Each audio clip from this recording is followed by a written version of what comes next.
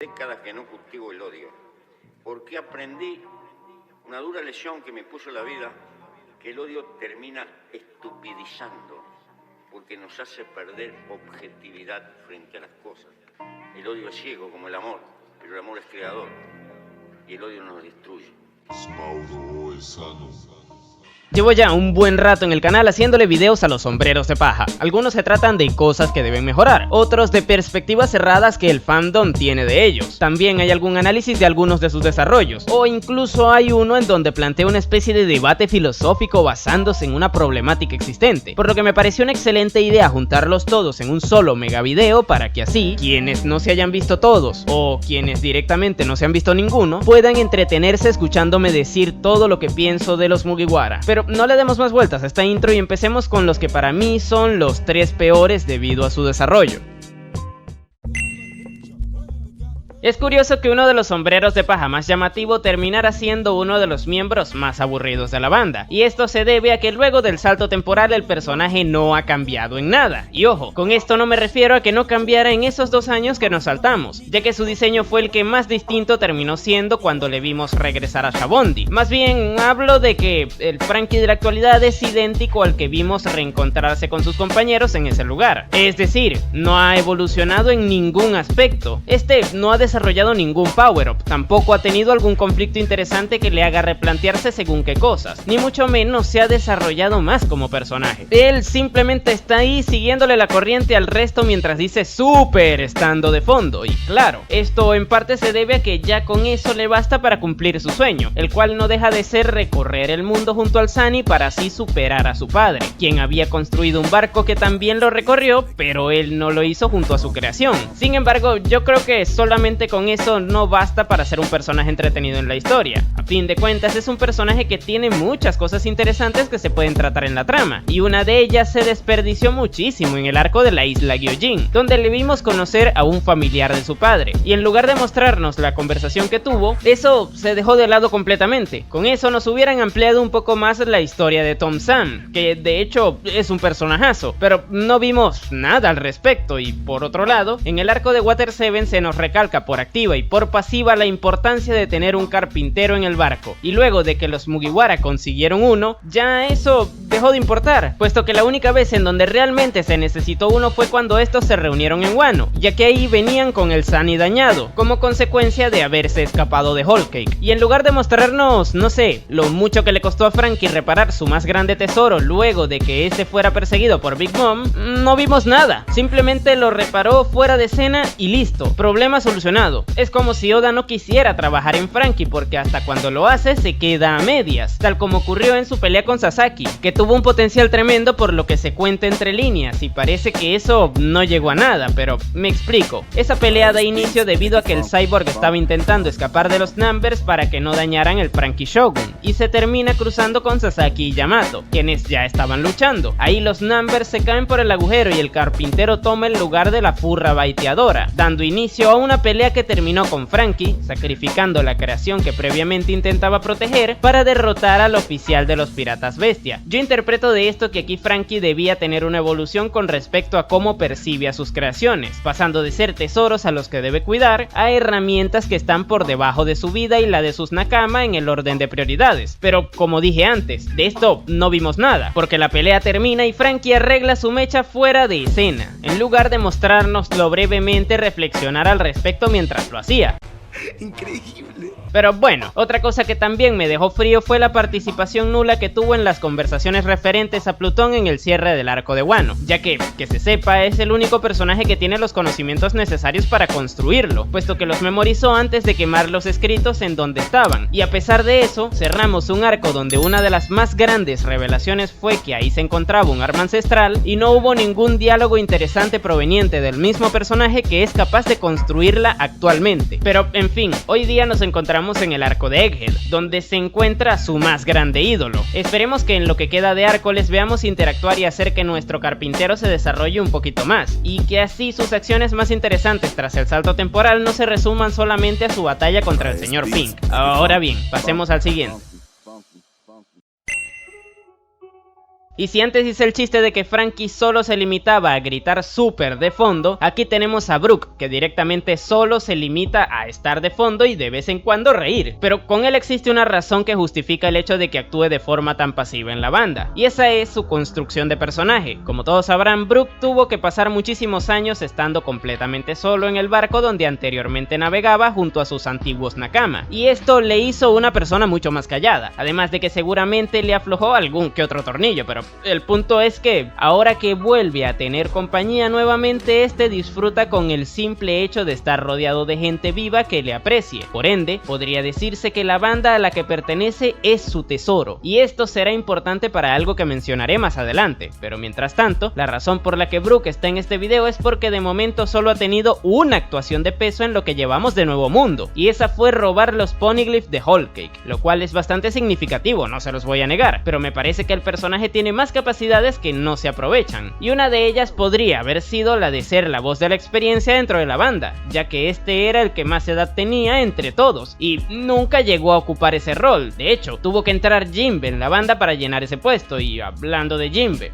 fue introducido en la historia después que Brook, y a pesar de ello está mucho más desarrollado, puesto que tiene todo lo de su pasado con Fisher Tiger, su relación con Arlong, o la que tuvo con Ace y Shirohige, y ahora con Luffy y la isla Gyojin. En cambio, Brook tiene la de la Boon y ya. Que ojo, lo de la ballena me parece una genialidad y seguramente su reencuentro será uno de mis momentos favoritos en la historia, pero haciendo la comparación el músico se queda bastante corto, y miren que ha habido una oportunidad muy buena para que se desarrollara, y esa se dio tras el sacrificio de Pedro en el escape de Whole Cake. Luego de que esto sucediera, Brook se sintió bastante frustrado por haber llegado a esa situación, razón por la cual se propuso a sí mismo a no permitir que algo parecido volviera a suceder. Y es que recordemos que mientras Pedro se inmoló, tanto él como Chopper se encontraban inmóviles al estar caramelizados por la fruta de Perospero. Es por esta razón que Brook se dio muchos golpes de pecho, ya que se sintió responsable de que el Mink haya tenido que recurrir a eso para salvarles, y esta sería una motivante perfecta para que luego de eso el músico se desarrollara volviéndose más fuerte, para así poder tener al menos una pequeña revancha contra el pirata Dulce en Wano, demostrando que ahora sí que podía defenderse de él. Pero de esto no vimos nada, ya que en ningún momento se llegaron a cruzar. De hecho, Brook en Onigashima no hizo prácticamente nada, solo se encargó de ayudar a Robin mientras esta peleaba contra Black Maria. ¿En serio, luego de un arco en donde el personaje tuvo un punto de inflexión por su incapacidad, lo van a limitar a solo ser el ayudante de otro mientras pelea? La tierra de los samuráis era el lugar idóneo para que Brook se hiciera más poderoso, puesto que en ese sitio se dominaba a la perfección el recurso que hace que a día de hoy Brook no sea un espadachín de primera categoría. Y sí, hablo del haki de armadura. Como todos sabrán, aparte de músico, el esqueleto también es esgrimista, pero al estar en el Nuevo Mundo su habilidad se ve sumamente limitada al no tener ese recurso, ya que si se llega a cruzar con otro espadachín terminará con su espada rota, y probablemente suene un poco abrupto el hecho de que Brook aprenda haki de armadura tan rápidamente, más aún tomando en cuenta que los del trío monstruoso se demoraron 2 años en dominarlo, pero el músico tiene una motivante sumamente grande, y esa es la de proteger su tesoro, el cual, como dije antes, son sus compañeros, y tiene tanto la situación de Pedro, que le puso los pies en la tierra al estar en el Nuevo Mundo, así como también su experiencia perdiendo a sus antiguos compañeros. Él junto a Robin son los únicos que han pasado por algo así, y basta con ver cómo reacciona Robin cuando esta ve que le tocan a alguno de sus nakama. En cambio a Brook pareciera que esto le diera igual, a pesar de que es el único que conoce lo duro que es estar absolutamente solo durante tantísimo tiempo. Estas son motivantes extremas que harían que tuviera la voluntad suficiente como para obtener esa herramienta que le permitiría proteger de mejor manera a lo que más atesora en este mundo, pero en lugar de eso seguimos viéndole reírse y de vez en cuando preguntar por lencería femenina. En fin,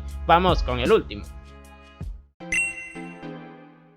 Y si los dos Mugiwara que mencioné anteriormente habían tenido algún indicio de mejoría que indicaba que el autor se ha interesado mínimamente en ellos, con Chopper eso no ocurre. En resumidas cuentas, el reno es una ambulancia con cuernos y pelo, lo cual suena bastante bizarro, pero no tanto como lo bizarro que está siendo el maltrato que se le está dando al personaje. Y ojo, aquí hay que separar su rol de médico a su rol de personaje, porque como médico Chopper es simplemente un Garistú, es decir, digamos que es Dr. House, pero sin todo todos los conflictos que le hacen a este un personaje interesante, ya que en el caso del Reno, él logra curar a todos, por ende, siempre cumple con sus objetivos, razón por la cual sería injusto catalogarle como un personaje irrelevante, puesto que fue capaz de curar a los niños de Pan Hazard, así como también a los miembros de la alianza contagiados por el virus de Queen, o a Zoro luego de que este terminara reventadísimo tras la pelea que tuvo en la azotea. Vamos, que el Reno sí que ha sido relevante, sin embargo no ha existido un sustento interesante que justifique cómo logra estas cosas, puesto que siempre se usa la misma fórmula de: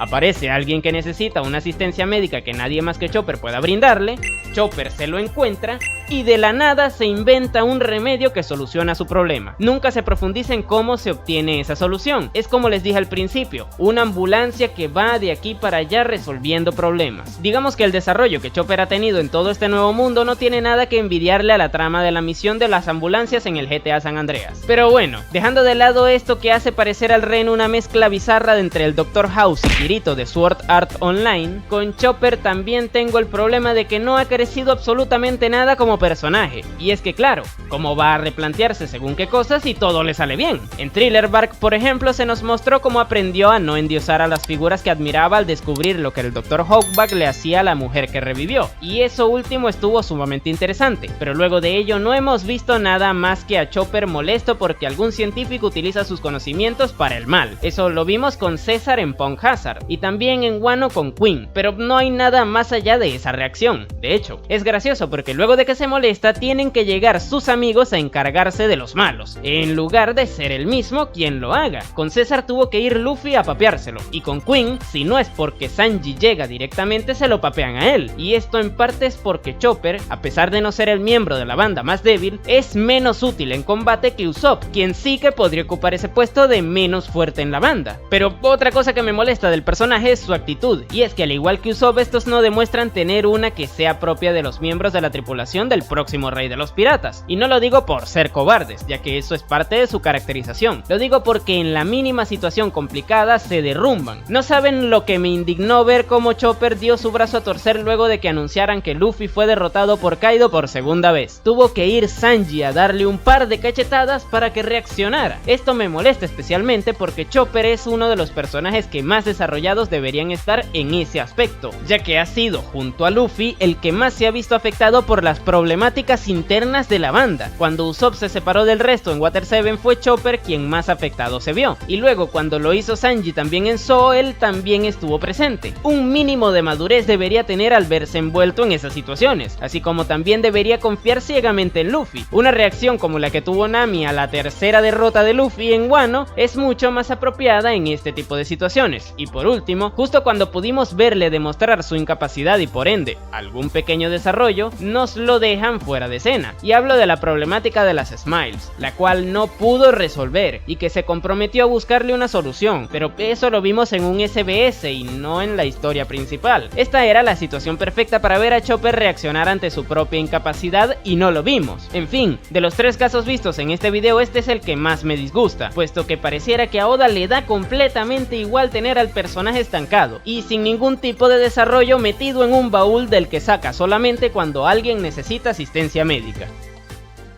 Y bueno gente, esas fueron las razones por las que creo que estos tres Mugiwara son los más aburridos de todos. Además debo añadir que no odio a ninguno de ellos, más bien me gustan lo suficiente como para querer verles con más protagonismo en la historia. Si los odiara, preferiría que les dejaran en medio de una isla desierta, por ejemplo. Pero díganme, para ustedes ¿cuáles son los Mugiwara más aburridos? Déjenmelo en los comentarios.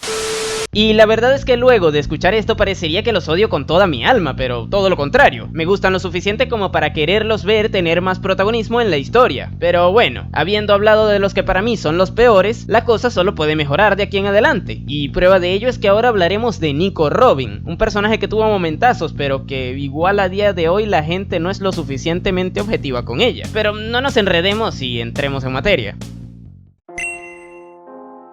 Para entender la situación actual del personaje es sumamente necesario regresar a sus inicios, es decir, a su trasfondo, puesto que a través del mismo podemos ver un poquito de esa desmejoría de la arqueóloga. Su pasado al principio se nos planteó como una tragedia total, y ojo, énfasis en tragedia total, puesto que el lugar en donde vivió fue destruido totalmente. La biblioteca que contenía toda la información que a esta le apasionaba se perdió totalmente, y producto a la palabra que empieza por geno y termina por sidio que hubo en el lugar, esta quedó totalmente sola en el mundo, razón por la cual dicho flashback era uno de los más tristes dentro de la historia, puesto que involucraba factores como la irresponsabilidad de una mala madre, la censura extrema por parte de un gobierno autoritario e incluso la pérdida total de una de las fuentes de conocimiento más grandes de este mundo. Pero esto era así y dejó de serlo cuando hace no mucho se nos reveló que realmente los libros nunca se perdieron, puesto que están en Elbaf y que Saúl, uno de los pocos personajes que trataron bien a Robin en ese pasado, sobrevivió a la Booster Call. De hecho, fue él mismo quien se encargó de recoger los libros. Por ende, la tragedia total de O'Hara ya no es total, solo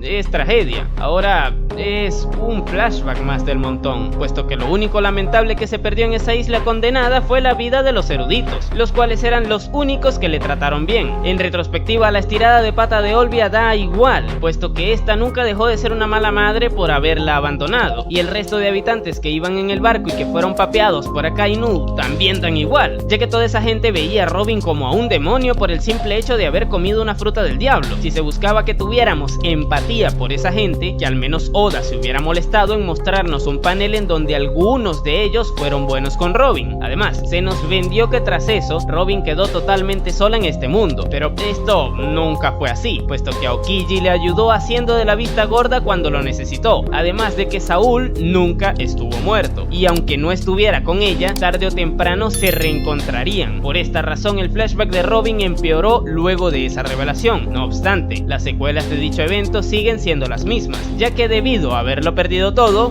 bueno, parcialmente, esa noche, Robin se desarrolló de tal forma en que no pudo confiar en absolutamente nadie, ya que todas las personas que se enteraban de que estaba siendo buscada por el gobierno le traicionaban. Esto hizo que la arqueóloga no saliera de un círculo de traiciones, o al menos no hasta que conociera a Luffy. Pero para hablar de eso, mejor pasemos a la etapa previa al salto temporal.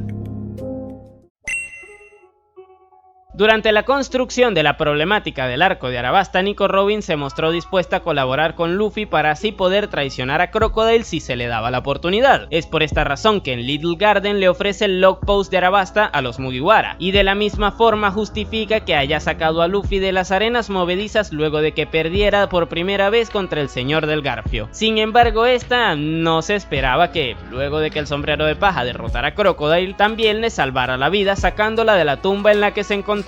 Ya en ese momento Robin se había dado completamente por vencida. Estaba cansada de vivir una vida en donde constantemente tuviera que cuidarse a las espaldas de quienes estaban a su alrededor, pero sin saberlo, esto cambiaría completamente al comenzar su viaje con los Mugiwara, y lo entendería parcialmente en el siguiente arco, el de la Isla del Cielo, lugar en donde todos demostraron lo comprometidos que estaban entre ellos, y donde de hecho el personaje que más reacio se mostraba a su presencia en el barco la defendió cuando todos estaban enfrentando a Enel. Esto le demostró que ellos no eran iguales al resto de grupos de los que ya había formado parte. Ellos no merecían ser traicionados y por lo mismo tampoco se merecían que ella les causara problemas. Sin embargo, Robin seguía arrastrando ese cansancio producto a todo lo que tuvo que vivir previamente, y es por esta razón que a la mínima que el gobierno volvió a aparecer, esta se dio por vencida y se entregó, siendo otra motivante el no involucrar a la única banda con la que se permitió bajar la guardia. Es por esta razón que Robin se va de Water 7 con el CP9 dejando completamente de lado a los Mugiwara, y por la misma en la que las palabras que les gritó al tenerlos al frente en Enies Lobby tuvieron tanto peso, ya que estos, al demostrarle lo mucho que le apreciaban haciéndole frente a ese mal que le había perseguido durante toda su vida, le regresaron las ganas de vivir. Y a partir de aquí veríamos a una Robin muchísimo más risueña que antes, así como también más abierta a compartir sus pensamientos con sus nakama, pero sin dejar de mostrar ese carácter de mujer dura cuando estos le querían meter en situaciones que no le agradaban del todo. Y esto último es algo que desaparecería completamente tras el salto temporal, pero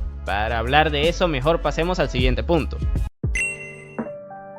Una de las cosas que más me decepcionaron de Robin a lo largo del post-timeskip fue la poca progresión que esta tuvo durante los 2 años del salto temporal. Ella, junto a Luffy y a Zoro, fueron los Mugiwara que mejores maestros tuvieron durante ese tiempo, siendo el de Zoro el mejor espadachín del mundo, cosa que se refleja en el crecimiento que tuvo como espadachín, el de Luffy el vicecapitán del rey de los piratas, cosa que se refleja en el crecimiento que tuvo como combatiente, y a pesar de que Robin estuvo 2 años con el criminal más peligroso del mundo, esta no aprendió nada de él. Y cuando digo nada, es absolutamente nada. Dragon es de los pocos que sabía que los libros de Ohara fueron recuperados por un gigante, y la arqueóloga no lo supo hasta que llegó a Egghead y Shaka se lo comentó, a pesar de que Dragon era consciente de que ella sobrevivió a ese incidente. De la misma forma, tampoco ha demostrado haber aprendido nada que le sirva para su rol dentro de la tripulación. Y sé que aquí vendrán muchos a decirme que aprendió el karate Gyojin, pero es que es lo mínimo que debía hacer y no tiene nada de especial que lo haya hecho, porque sin excepciones, todos los Mugiwara mejoraron en el ámbito del combate al igual que ella, y además aprendieron cosas nuevas de sus respectivos roles. La única que no hizo esto fue Robin, pero hablando de roles, el rol de arqueóloga que tiene dentro de la banda de momento está siendo el más inútil hasta ahora. Y sí, sé que aquí vendrán a decirme que al final llegarán a Locktail gracias a ella. Sí,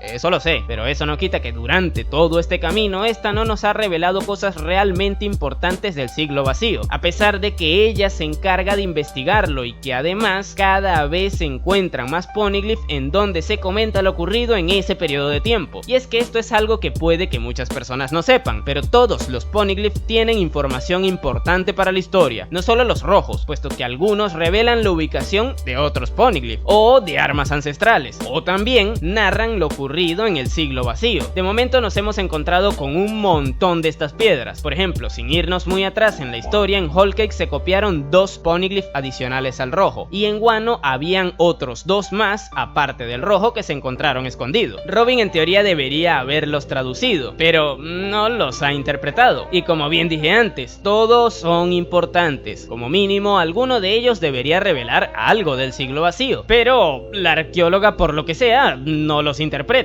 Y entiendo que esta historia se cuenta en ellos de forma encriptada, por lo que la misma no terminará de aclararse del todo hasta que se encuentren todos los poneglyphs, pero con todos los que se han encontrado a lo largo de la historia, al menos una hipótesis se podría armar con estos, y nada de eso. De hecho, nos hemos enterado de más cosas del siglo vacío gracias a villanos como Doflamingo o al propio Im, que por la personaje principal, arqueóloga, que en teoría los está estudiando, pero creo que con eso queda bien en claro lo deficiente que está haciendo Nico Robin en ese aspecto. Así que hablemos de sus participaciones generales luego del salto temporal, las cuales se resumen en haber leído el Road Poneglyph de Zou y pelearse con Black Maria, ni más ni menos. Y esto va de la mano con el hecho de que esa personaje que tenía un carácter fuerte en la primera parte de la historia desapareció. Ahora Robin solo se ríe cuando los Mugiwara hacen cosas graciosas, se molesta cuando maltratan a alguno de ellos, cosa que es congruente dada su evolución, y hace de la vista gorda cuando algunos se pasan de la raya, como sucedió con Sanji cuando le espió en los baños mixtos de Wano. Si esto lo hubiera hecho con la Robin del pre-timeskip, otro gallo cantaría, pero bueno, lo triste del personaje es que ha tenido momentos de sobra para poder brillar y ser más que esto, como por ejemplo en el arco de Dressrosa, donde la tripulación se dividió para que los que se quedaron ahí tuvieran más protagonismo, cosa que sí ocurrió, a excepción de Robin, ya que Zoro tuvo más protagonismo en sus peleas, Frankie tuvo más protagonismo con lo del señor Pink, Usopp tuvo más protagonismo con todo lo de God Usopp, y Robin, bueno, tuvo salud. No obstante, en Wano al menos esta demostró un poco de su desarrollo al salvar a Sanji de Black Maria, cosa que he de decir que estuvo bastante bien, pero que no termina de cubrir todas las carencias que ha tenido el personaje a lo largo de todo el salto temporal. Es por esta razón que es un hecho que Robin ha sido un personaje venido a menos a lo largo del tiempo, ya que en la primera parte de la historia fue muchísimo más constante y su relevancia no dependía de lo que hará al final de la misma, como sí sucede hoy día, por lo que a mi parecer Nico Robin es un personaje mediocre, puesto que tenía un potencial tremendo, pero terminó siendo un personaje que ha aportado muy poco en esta segunda parte, donde lo más relevante que ha hecho fue tener una pelea contra alguien y un trasfondo ensuciado con una no muerte innecesaria, pero en fin.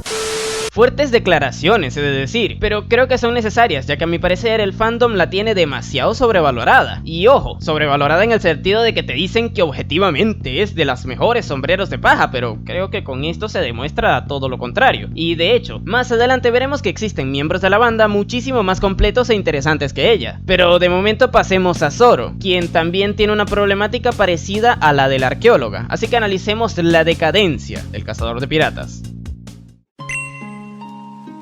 Bien, lo primero que debemos explicar son las bases del personaje, y para ello nos tenemos que centrar en su trasfondo, siendo el evento más importante del mismo la caída de las escaleras que sufrió su más grande rival, Kuina, quien prefirió quitarse del camino antes que verse en la situación de tener que ser superada por Zoro, ya que según ella, el hecho de ser mujer haría que tarde o temprano se frenara su progresión como espadachina, y aunque esta conclusión a la que llegó es bastante cuestionable, fue un pensamiento que se generó en su cabeza producto a la educación que recibió, pero bueno, esto marcó a Zoro de por vida, pues que jamás logró vencer en un duelo a su rival, y al ambos compartir su sueño, se vio en la obligación de pedirle a Meito que ella blandía para que así, cuando lograra cumplir su objetivo de ser el mejor espadachín, ella también lo obtuviera junto a él de forma simbólica. A mi parecer este es un trasfondo bastante funcional, puesto que eso nos establece el objetivo del personaje, y una motivación bastante convincente que incluso nos dejaría bien en claro la que sería la característica más resaltante del personaje, y esa es la implicación descomunal que posee, de la cual hablaremos más adelante.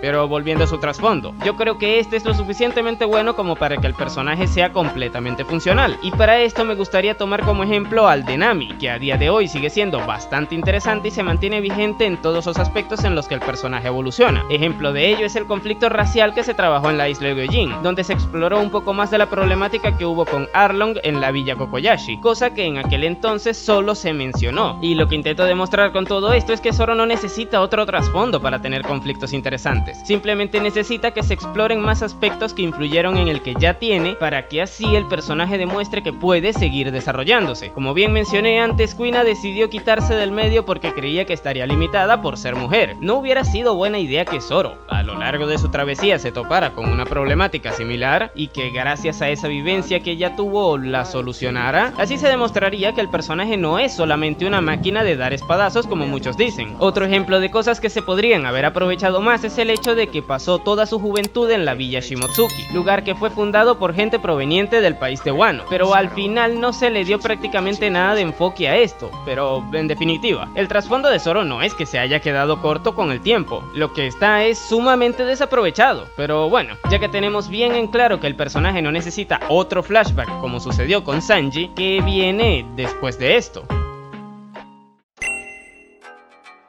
Como bien mencioné antes, el pasado de Zoro dejó bien en claro sus características que más resalta, y esa es su implicación, la cual hizo que en su pasado tomara la Meito de Kuina para cumplir su sueño en nombre de ambos, y la que haría que se comprometiera completamente con Luffy en su travesía luego de tener su más grande punto de inflexión, el cual se dio bien temprano en la historia, y ese fue en el arco del Baratie, donde luego de fracasar al intentar hacerle frente a Mihawk se dio cuenta de que Luffy arriesgaría su sueño, el cual era el de ser el próximo rey de los piratas, para defenderle, puesto que sin dudarlo se lanzó hasta el lugar en donde ambos estaban peleando para ponerse entre el medio, defendiendo así a su tripulante. Mihawk no tenía intenciones de rematar a Zoro, pero el simple hecho de que el sombrero de paja se atreviera a hacerle frente a alguien que demostró ser tan superior a ambos se lo dejó bien en claro. Si Luffy estaba dispuesto a dar la vida por él, él debía hacer lo mismo por su capitán. Es por esta razón que a lo largo de su viaje por Paradise se nos construye la figura de Zoro como el del Mugiwara más comprometido con la visión de Luffy, razón por la cual se deja golpear al igual que él en el arco de Haya, momento en el cual se contrasta su visión con la de Nami, quien se oponía a que ambos lo permitieran, ya que a pesar de que ambos son igual de leales a su capitán, Zoro está más comprometido con el accionar de Luffy y no tanto con la lógica que hay más allá de eso, como es el caso de Nami. Sin embargo, su lealtad no es totalmente ciega, y eso lo pudimos ver en el arco de Water 7, lugar en donde vio el punto más bajo al que llegó el liderazgo de su capitán cuando este no supo gestionar de buena manera la problemática de Usopp. Esto le motivó a ponerle los puntos sobre las IES tanto a Luffy como al resto de su banda. El respeto por la voluntad del líder debe ser innegociable, y si nadie estaba dispuesto a tenerlo o si el propio líder no estaba en la capacidad de darse a respetar, él no continuaría siendo parte del grupo. Esta postura marcó un antes y un después en la banda, ya que posterior a ello la misma tendría bien en claro que no debían desviarse de la visión de su capitán, y este es uno de los momentos más importantes que ha tenido el personaje a mi parecer, porque demuestra que sin su presencia, la banda tal tarde o temprano se hubiera desarticulado. Y un detalle genial de toda esta situación es que, para demostrar que todo este problema no fue nada personal, luego vemos como él y el principal causante de esa problemática lucharon juntos en un pequeño enfrentamiento bastante cómico, que es gracioso precisamente para que se limara cualquier aspereza que podría haber entre ambos. Pero bueno, tras todo esto, la implicación del personaje volvería a relucir en el arco de Thriller Bark, lugar en donde le pagó a Luffy con la misma moneda. En el Baratie, su capitán estuvo dispuesto a hacerle frente a un Shichibukai para salvar su vida y por ende también su sueño, y ahora le tocaría a él hacer lo mismo, por lo que en un acto de lealtad absoluta este quita del medio a su camarada y ofrece su sueño a cambio del bienestar de su capitán, dejándonos así uno de los momentos más emblemáticos de la obra. Y como no podría ser de otra manera, tal acto le dejó las suficientes secuelas como para que pasara más desapercibido luego de ello. Y esto es algo que me gustaba del Zoro previo al salto temporal, que sus acciones sí le generaban consecuencias. Por ejemplo, tras su derrota ante Mihawk, este llegó muy mal herido al arco de Arlong Park, razón por la cual pasó más desapercibido que Sanji y Usopp. Esto es bueno porque nos resalta la importancia de sus actos a través de las consecuencias de los mismos. Y lo mismo ocurre en Shabondi, arco que sucede luego de que Zoro se sacrificara por Luffy tomando todo el daño que este recibió, pero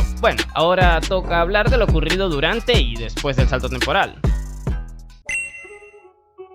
Tras haber sido separado por Kuma, Zoro corre con la suerte de caer en la isla Kuraigana, lugar en donde se hospedaba Mihawk. Ahí el personaje se traga su orgullo y en pro de mejorar como espadachín, le pide a quien sería su futuro rival que le entrene. Esto podría verse como un acto en donde Zoro renuncia a su sueño, pero nada más lejos de la realidad, puesto que este seguía buscando mejorar como espadachín, ya que ahora se había topado con piedras en su camino que no le iban a permitir seguir avanzando si no era capaz de enfrentarlas. De hecho, en la propia respuesta que Mihawk le da, se da a entender que, a diferencia del Zoro que le enfrentó en su primer encuentro, este no solo quiere quedarse con el título para cumplir su propio objetivo, sino que ahora el de alguien más dependía de esto. El futuro rey de los piratas necesitaría a alguien que esté a su altura para que le cuide sus espaldas, y por esta razón ahora el objetivo de convertirse en el mejor espadachín no era algo que solamente le involucrara a él y a su difunta amiga. Es por esta razón que, cuando logra despertar su haki del conquistador en la batalla que tiene contra King, tiene en mente tanto a Luffy como a Kuina, puesto que cada victoria que le acerque más a su meta sería una que también le mantendría cumpliendo con esa promesa que le involucra a ambos. Pero bueno, esto es algo que sucedió muy adelante luego del salto temporal, pero la realidad es que entre medias no es que el personaje haya tenido acciones interesantes que demuestren algún tipo de evolución como para resaltarlas. Aquí muchos dicen que Zoro ya no volvió a ser esa figura que imponía disciplina dentro de la banda como lo fue previo al salto temporal, pero sí que hubieron momentos puntuales en donde ejerció dicho rol, como cuando le recuerda a Luffy en Punk Hazard que estaban en el nuevo mundo y que debían tomarse con seriedad los problemas que ahí se encontraban, o como en el arco de Zou, cuando le demuestra al resto la línea que no deben cruzar al intentar hacer que Sanji vuelva a la tripulación. Estas son situaciones que pasan más desapercibidas en parte porque no deben ser tan impactantes, ya que se supone que tras los 2 años que transcurrieron, ahora la banda como conjunto debería ser una tripulación mucho más experimentada, por lo que si volviéramos a ver un momento como el que protagonizó Zoro en Water 7, más que enaltecer su figura, se resaltaría un estancamiento por parte del resto al no haber comprendido la forma de actuar que ya desde antes el espadachín les había aclarado. Y ojo, con esto no quiero decir que está bien que Zoro pase desapercibido tras el salto temporal, sino que las situaciones que debería protagonizar tendrían que ser otras. Como bien mencioné en el primer punto, existen otros aspectos que podrían explorarse con el personaje, como por ejemplo su postura hacia el sexismo dentro del ámbito del combate, y esto de hecho es algo que mucha gente no entiende del todo, y le catalogan de machista por ver a menos tanto a Monet como a Tashigi en Punk Hazard. No obstante, ahí el espadachín dejó bien en claro que no se las tomaba en serio simplemente porque eran débiles, no porque fueran mujeres. Sería bastante contradictorio que asumiera que fueran débiles por ser mujeres cuando nunca logró ganarle a una mujer en el pasado, a la cual considera su más grande rival, y que de hecho sigue teniendo presente incluso a día de hoy en su travesía. Pero bueno, la razón por la cual Zoro actualmente es un personaje venido a menos a nivel de escritura dentro de la historia no es porque no haya tenido evolución, ni porque su trasfondo le haya quedado pequeño. La verdadera razón es porque es un personaje desaprovechado que solamente ha sido empleado como luchador en esta segunda parte de la historia. Si se hubieran explorado más cosas como el vínculo indirecto que este terminó teniendo con el país de Wano con todo esto del clan Shimotsuki y la espada de Ryuma, o su visión acerca de la problemática que llevó a Queen a quitarse del medio empleando personajes recurrentes como Tashigi, que es mujer y que es espadachina también, el personaje daría mucho más de qué hablar, y no sería catalogado hoy día como uno que solo sirve para las peleas. Y ojo, con esto no quiero decir que el personaje debería tener más complejidad, pues puesto que parte de su caracterización es ser simple y directo, pero a veces los problemas tan complejos podrían ser solucionados si se va directo a la solución en lugar de irse por las ramas. Si Tashigi, por ejemplo, se centrara simplemente en ser más fuerte en lugar de buscar cualquier tipo de excusa para reprocharle a Zoro cualquier cosa, lo más probable es que su situación fuera mucho mejor que la que tiene actualmente. Pero,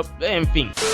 Vaya, la verdad es que Zoro es un personaje que me gusta un montón, aunque no lo parezca, pero creo que es bueno admitir las carencias que tienen los personajes que te gustan. Y bueno, esto podría llegar a parecer una recopilación de críticas hacia los sombreros de paja, pero no se crean, aún quedan otros por ver, como Usopp, que a mi parecer fue el que más desarrollo tuvo previo al salto temporal, así que hablemos del tirador de la banda.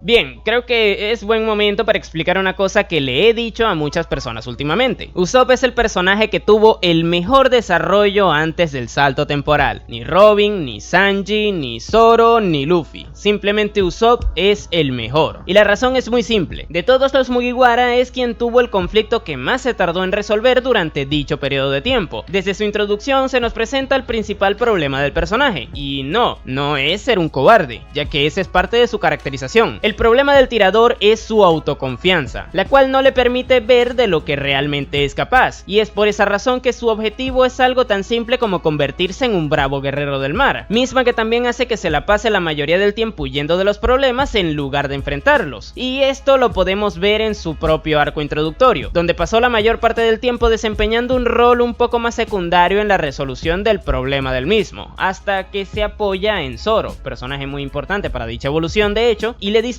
el ataque final a Django, con el que se le derrota, pero un ejemplo mucho más claro está en el arco de Arlong, donde Oda se esfuerza en hacernos ver cómo el personaje se encuentra rodeado de monstruos, tanto aliados como enemigos, y a pesar de ello, este logra salir victorioso de su enfrentamiento, al igual que sus amigos, a quienes veía por debajo, eso sí, luego de tener un momento reflexivo que a mi parecer es espectacular, donde se impide a sí mismo escapar de su pelea contra el Gyojin a pesar de estar muerto de miedo. Con esto ya tenemos la idea bien clara de lo que es el personaje y de lo que representa. Es un tipo con un gran problema de autoestima que puede representar a todas las personas que hemos llegado a sufrir de esto. Pero saliéndonos del East Blue, en la Grand Line esa problemática no tardaría en volver a aparecer, ya que luego de que se nos construyera otra trama en donde el Merry se iba destruyendo, llegamos a Water 7, lugar en donde su relación con Luffy se resquebraja, puesto que el problema de la autoestima que les mencioné hace poco, ahora le hacía sentirse identificado con el barco, ya que al igual que él mismo, él también sentía que se estaba quedando corto en la banda y por ende, dejar al barco, el cual era uno de sus más grandes tesoros, para él significaba que le darían la espalda también a él tarde o temprano, cuando este les dejara de ser útil, a pesar de que en la realidad, este siempre fue un miembro valiosísimo para la banda. Y prueba de ello es que en el arco de Arabasta, este logró derrotar a los rivales contra los que se enfrentaba, a pesar de que fueran mucho más fuertes que él, algo parecido a lo que les ocurrió a Sanji y a Zoro, quienes también tuvieron enfrentamientos muy duros. Usopp, sin estar al nivel de estos dos, lograba cumplir este tipo de objetivos al igual que ellos, y entre tantas mentiras que había dicho hasta ahora, fue el primero en decir una de las más grandes verdades dentro de la banda: Luffy se convertirá en el rey de los piratas, afirmación que realizó estando entre la vida y la muerte. Díganme ustedes, ¿realmente esto es algo que haría un cobarde? ¿No hubiera sido más fácil quedarse callado en lugar de provocar al rival con esa declaración? Pues bueno, esto demuestra que Usopp sí que es útil en la banda, pero el único que no era capaz de verlo era él mismo, razón por la cual reta a un duelo a Luffy, para así demostrarse a sí mismo que él también podía luchar por sus objetivos, pero no era la forma en la que debía hacerlo, y es por esa razón que fracasa en dicho enfrentamiento. Y luego de eso nace Sogeking, personaje tras el que este se esconde para ayudar a su gente. Por muchos problemas que tuviera con Luffy, este nunca dejó de ser uno de sus más grandes amigos, así como tampoco dejaría de valorar todos esos momentos que compartió con el resto de la banda. Por estas razones, para él sería imposible dejarles de lado en ese momento tan complicado por el que estaban pasando, aunque le costara no poder darles la cara mientras les ayudaba. Y durante un momento puntual del arco resonaron las palabras que Sanji en algún momento le dijo, las cuales le daban a entender que cada uno era útil a su manera, y que él solo debía preocuparse en encontrar el momento en donde él lo fuera. Para el personaje que estaba detrás de esa máscara, estas palabras fueron sumamente importantes, puesto que quien se las dijo era alguien a quien siempre veía desde abajo. Sanji era uno de esos monstruos poderosísimos, pero si este le hablaba como un igual, ¿quiere decir que Usopp también lo era? La respuesta a esa pregunta la vimos en el momento en el que Spandam intentaba llevarse a Robin para evitar que los sombreros de paja le salvaran. Absolutamente nadie podía hacer nada.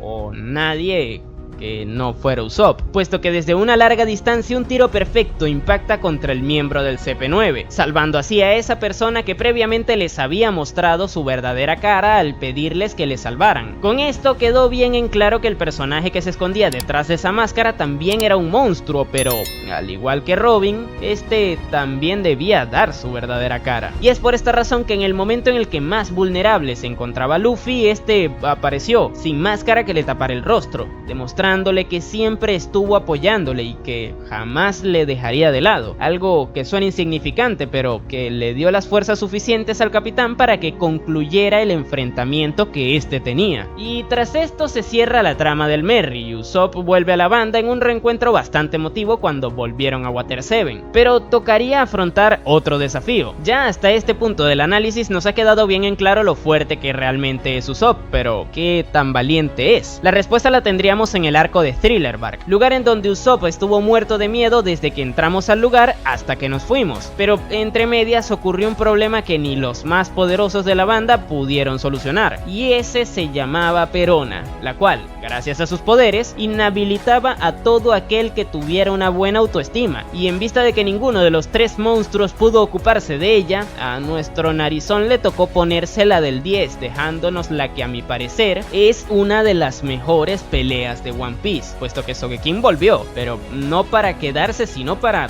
despedirse, ya que quien lo necesitaba para apoyarse en él, por fin podría afrontar los problemas por sí mismo, y prueba de ello es que fue ahí donde el tirador sí que pudo triunfar con ese ingenio que demostró tener en su anterior batalla contra Luffy. Gracias a todas las trampas y estrategias que tenía guardadas, logró salir victorioso, siendo el golpe que le dio la victoria una mentira, puesto que ese martillo de no sé cuántas toneladas no estaba cerca ni de pesar 1 kilo, y aún así logró alzarse con la victoria. Esta pelea a mi parecer fue la que hizo que Usopp se diera cuenta de lo poderoso que este puede llegar a ser, puesto que donde no llega ninguno de los del trío monstruoso, él podría llegar, pero para que esta evolución se note aún más se necesita un momento en el que se deje bien en evidencia que aquel muchacho miedoso, mentiroso y con problemas de autoestima ya no era el mismo. Y esto lo veríamos en el arco de Shabondi, lugar en donde la amenaza era un almirante de la marina. Sobra decir que ninguno de los del trío monstruoso estaba preparado para enfrentarle, pero es bueno dejarlo bien en claro, puesto que eso también implica que Usopp muchísimo menos.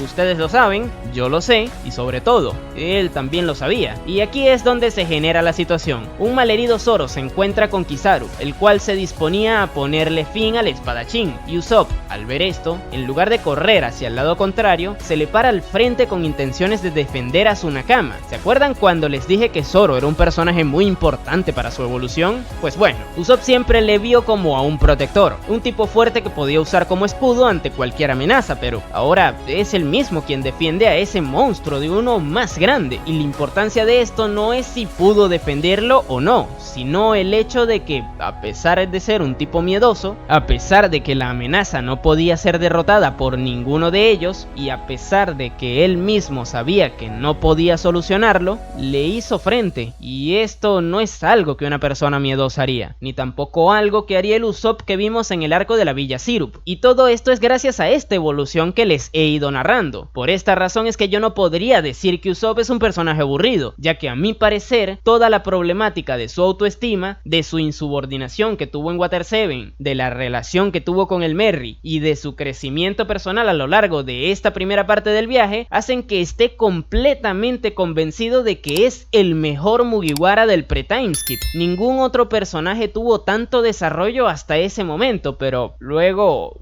la cosa cambió.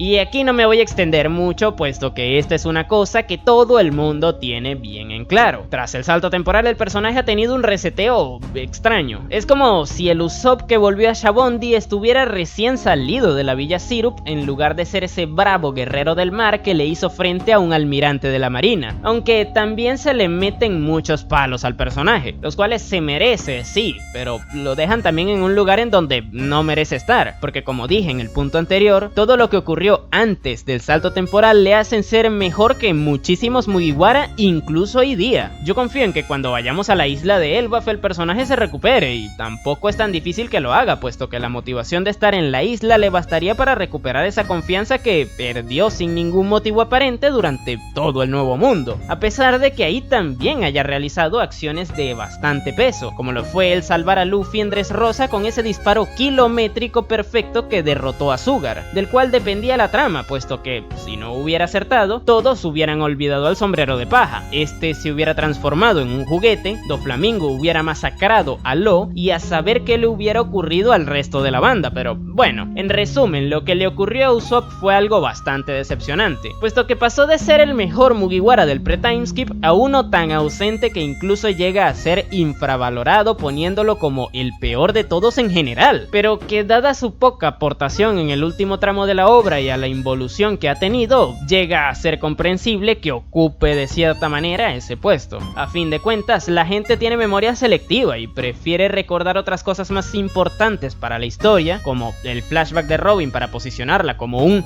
buen personaje, pero se olvidan de todo lo que hizo Usopp y lo dejan de último, a pesar de que si tomamos en cuenta todo lo visto como un conjunto, el tirador es un personaje mucho más completo. Pero en fin,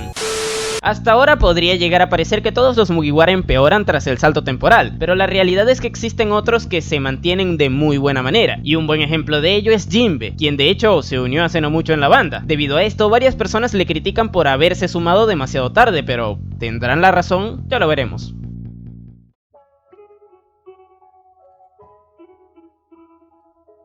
Ok, en lo primero que tenemos que pensar es en si realmente se ha ganado su puesto como sombrero de paja, y para ello debemos tomar como referencia a los casos anteriores a él, los cuales fueron Brook y Franky. En el caso del músico, este necesitó de la ayuda de toda la banda para solucionar el problema que tenía con Moria en el mismo arco donde se le introdujo, y en el transcurso del mismo demostró ser de gran utilidad al momento de hacerle frente al grupo antagónico liderado por el Shichibukai. Posteriormente se nos es revelado que conocía a Laboon y que tiene una promesa inconclusa con la ballena, y si a eso le sumamos el puesto de músico que posteriormente ocuparía en la banda, algo que Luffy buscaba desde el East Blue, podríamos establecer varias características que un nuevo Nakama debería tener, las cuales son tener un rol útil dentro de la tripulación, tener la capacidad de aportar más allá de lo anterior para resolver problemáticas y tener una razón que justifique que se una a la aventura. Ahora, si pasamos a Franky, este no se nos unió en el mismo arco en donde se introdujo, pero sí en la misma saga. Y ojo, aquí cabe aclarar que el fandom de One Piece divide el manga en arcos. Bueno, realmente no el fandom de One Piece nada más, prácticamente todo el fandom del manga anime lo hace. Pero en fin, dichos arcos son un conjunto de tomos que por lo general desarrollan una problemática en una isla. Pero bueno, Franky es introducido en Water 7, pero no es hasta luego de los sucesos de Enies Lobby, o sea, otro arco, que se une oficialmente a la banda. Y en el transcurso del mismo vimos cómo pasó de ser quien generó la problemática de conseguir el nuevo barco al ser él el responsable del robo que recibió Usopp, a ser quien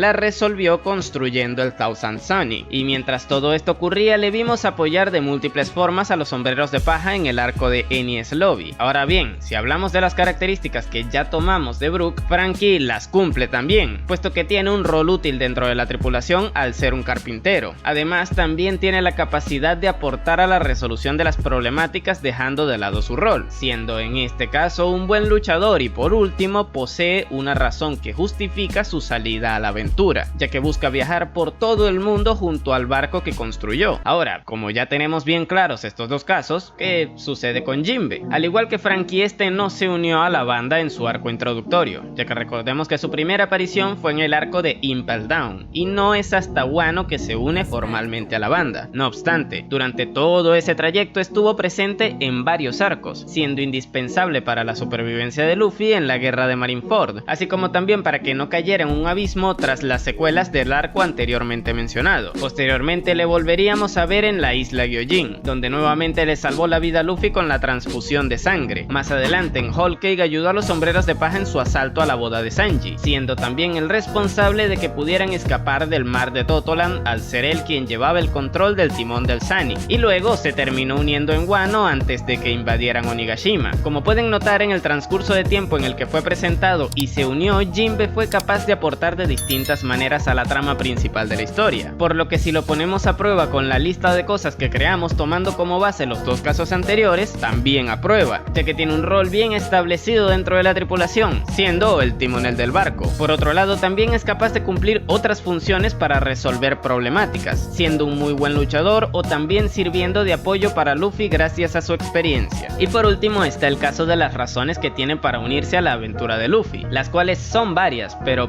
las desarrollaré mejor en el siguiente punto.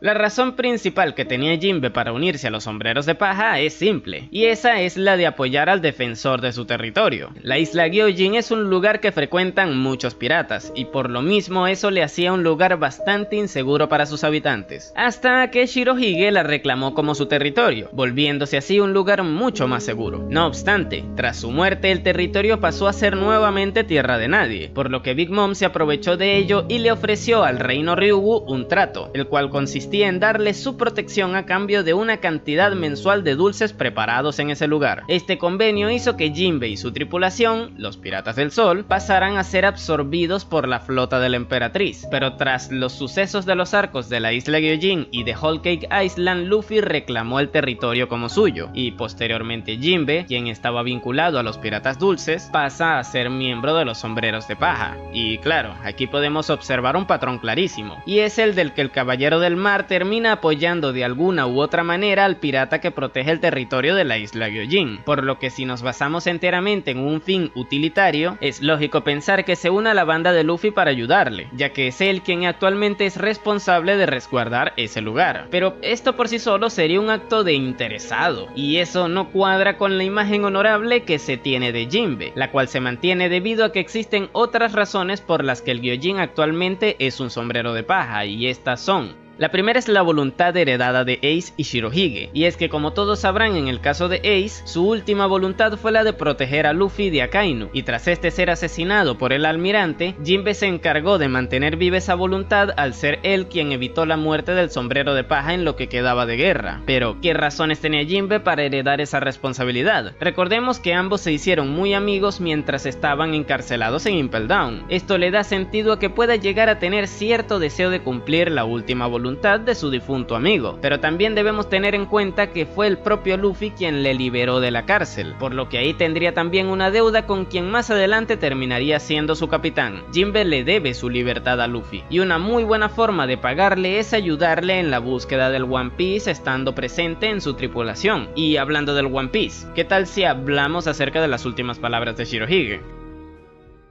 Cuando hablaba de las últimas palabras no me refería a la declaración de la existencia del One Piece, sino más bien del discurso completo en el que menciona indirectamente que Luffy es esa persona a la que Roger estaba esperando, ese que heredaría su voluntad y que lograría llegar tan lejos como él lo hizo, aclarándole a Teach que él no era esa persona. Cuando Shirohige declara que el One Piece existe, lo hace con la intención de reavivar esa chispa que había encendido Roger en el momento en el que fue ejecutado, pero también lo hace partiendo desde la base de que será Luffy quien lo reclame. Por ende, su última voluntad fue la de hacer que el mundo en el que vivió cambie, y atribuyéndole esa tarea a ese muchacho que tuvo el atrevimiento de tratarle como un igual en los inicios de esa guerra. Esto hace que Jinbe tenga más razones para querer ver a Luffy lograr su objetivo, pero bueno, si hablamos de objetivos, podríamos decir que Jinbe tiene uno que heredó directamente de dos personajes muy importantes en su trasfondo.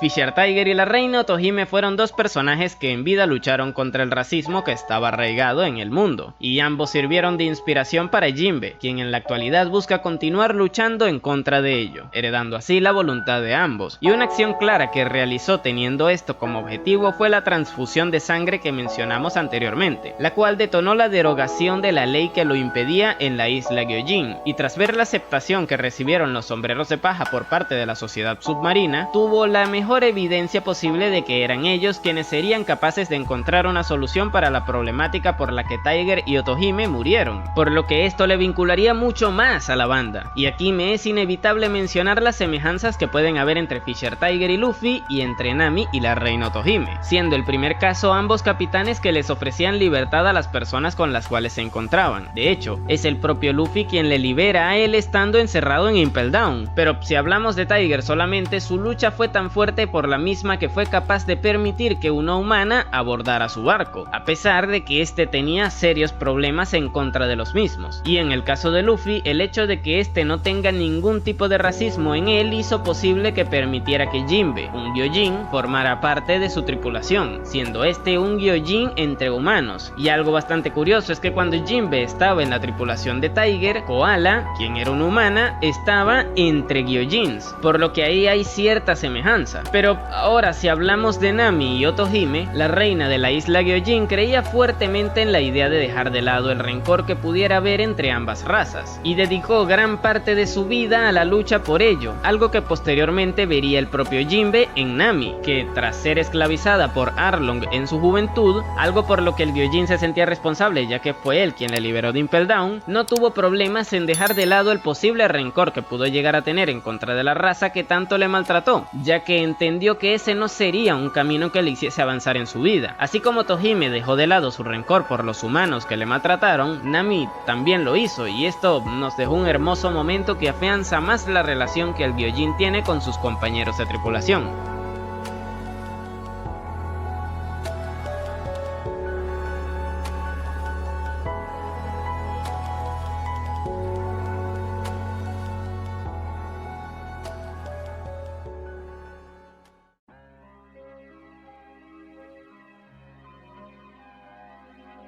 Y bueno, luego de analizar todas las cualidades que tiene Jinbe y que le hacen tan merecedor de ser un tripulante del Sunny como el resto de sus semejantes, así como también de intentar comprender un poco mejor las razones que le motivan a estar a bordo del barco de Luffy, solo nos queda pensar si realmente entró tarde en la banda. A mi parecer, Jinbe es merecedor del puesto de sombrero de paja desde Marineford, ya que ahí demostró tener todas las características útiles y lógicas que demostraron el resto de los otros miembros que se unieron antes que él. No obstante, no es hasta que llegamos al arco de la isla Gyojin que conocemos su pasado a través de un flashback, otra cosa que comparten el resto de tripulantes del Sunny. Ya ahí tenía todo lo necesario, por decirlo de alguna manera, para poder ser un Mugiwara con todas las letras. Pero bueno, es un hecho que se incorporó de forma oficial un poco más tarde, pero con esto no hay problema, puesto que su construcción previa hace que estemos mucho más familiarizados con él. Su adición a la banda se hizo de forma progresiva, al igual que la de Franky, solo que en el caso del carpintero esta fue mucho más breve. Pero bueno, actualmente la historia está en su recta final y es por esta razón que sí se siente un poco fuera de lugar que alguien se adicione tan tarde a la aventura. Esto hace que yo pueda llegar a comprender el pensamiento que tienen muchos en contra de Jinbe. No obstante, su adición está mucho mejor construida que la que hubiera tenido Carrot o Yamato si estas también se hubieran unido a la banda, ya que ambas son personajes creadas desde cero en los últimos arcos, lo cual hace que tengan muchísima menos profundidad y repercusión en la historia. Es por esta razón que creo que si habrá un siguiente Nakama, será Vivi, ya que la trama actual se presta para que ésta se una nuevamente a la banda, además de que recordemos que ella tiene las puertas abiertas a la misma desde el final de Arabasta. Pero bueno, como conclusión, Jinbe no se unió tarde a la tripulación, ya que su proceso de hacerse miembro de la misma inició desde la isla Gyojin, prácticamente la mitad de la historia, pero en fin.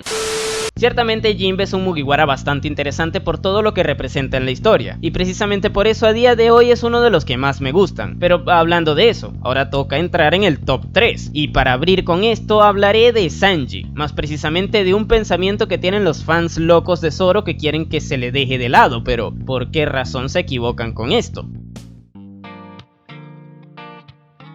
Lo primero que tenemos que tener bien en claro es que tanto ha llegado a influir Sanji en la trama. Como en la mayoría de los sombreros de paja, las bases del personaje de Sanji se mostraron en su arco introductorio, mismo donde el personaje resolvió uno de sus conflictos personales antes de irse con Luffy, el cual era el haber dejado su sueño de conocer el All Blue de lado, algo similar a lo visto con Nami en Arlong Park, Chopper en Drum o Franky en Water 7. Todos habían dejado su ambición de lado y la recobraron previo a subirse al barco, y es tras esto que luego poco a poco el cocinero nos fue demostrando más más de sus puntos fuertes como su capacidad de pelear, la cual hizo que se creara el concepto del trío monstruoso, puesto que junto con Zoro y Luffy eran los más fuertes de la banda. Sin embargo, tras encarar a la Grand Line, a Sanji jamás le tocó derrotar a una amenaza más grande que a la que se enfrentaran los otros dos miembros de ese grupo, ya que por lógica, Luffy siempre lucharía contra el líder, pero con el caso de Zoro, el espadachín siempre se enfrentaba a la mano derecha del mismo o a quien le seguía en la escala de poder. Ejemplos claros de ello son Arabasta, donde tuvo de rival a Mr. 1 mientras que Sanji tuvo a Mr. 2, o en el más reciente arco de Wano, donde Zoro se encargó de King, primer comandante, y Sanji de Queen, el segundo. Y si quieren repasen el resto de enfrentamientos y me darán la razón. Sanji nunca derrotó a alguien más fuerte que a los que derrotaron los otros dos, y esto no es una queja, más bien con esto podríamos dejar bien en claro que en cuanto a combates, sin duda de los tres es quien menos ha resaltado, al menos en cuanto a la relevancia de los mismos. Y ojo, eso no tiene por qué ser malo, ya que el personaje es mucho más que un simple combatiente, y esto lo demostró siendo el comodín de los Mugiwara en la primera parte de la historia, ya que se encargaba de los problemas externos que iban surgiendo en la trama. Si había que ir a Arabasta, Sanji conseguía el low pose. Si secuestraban a un miembro de la banda, Sanji se infiltraba entre ellos. Si había que hacer un escape de emergencia, Sanji preparaba el camino. Y en la segunda parte de la historia, al ya estar Brook y cumplir una función parecida a la del comodín, ya que ahora sería él quien hiciera las labores de infiltración, el cocinero sirvió más como un protector de la banda. Si Doflamingo intentaba atacar el Sunny, Sanji se interponía. Si la gente de Big Mom amenazaba a la banda, Sanji se sacrificaba. Si algunos de sus compañeros se enfrentaban a alguien más fuerte que él, Sanji se ponía en el medio. No obstante, esto le traería algún que otro problema, pero de momento podríamos decir que el personaje en cuanto a influencia en la trama es bastante completo. Sin embargo, nunca llegó a opacar al resto de labores que realizan los otros miembros de la banda, ya que en el momento en el que podría pisar a personajes como Brook o a Zoro, el autor lo hace a un lado. Por lo que decir que Sanji tiene demasiada pantalla o protagonismo está mal, ya que solo tiene la necesaria para ser un personaje íntegro dentro de la historia, pero eso es lo que sucedió con sus aportaciones. ¿Qué pasa con su desarrollo?